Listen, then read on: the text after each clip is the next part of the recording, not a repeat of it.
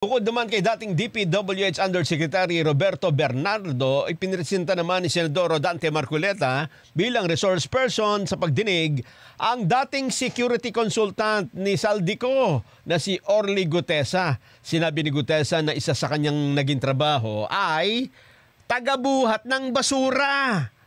Pero hindi totoong basura ito, ha?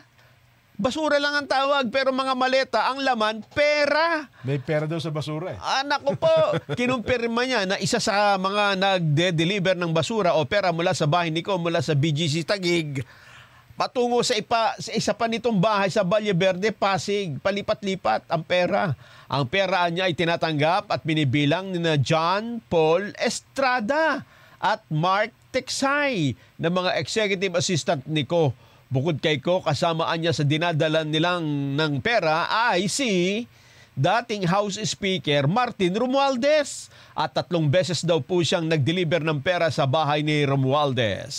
Bago ibaba ang nasabing basura, ito ay bawas na.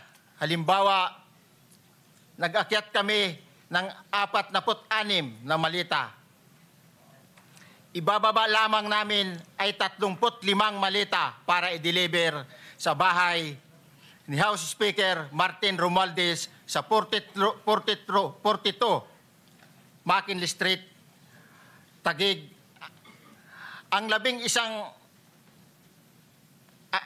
isang malita ay naiwan sa taas ng 56th floor sa Horizon Residence. Mas maraming pagkakataon na nagde-deliver kami ng basura sa bahay ni Speaker Romualdez at sa bahay ni Congressman Saldico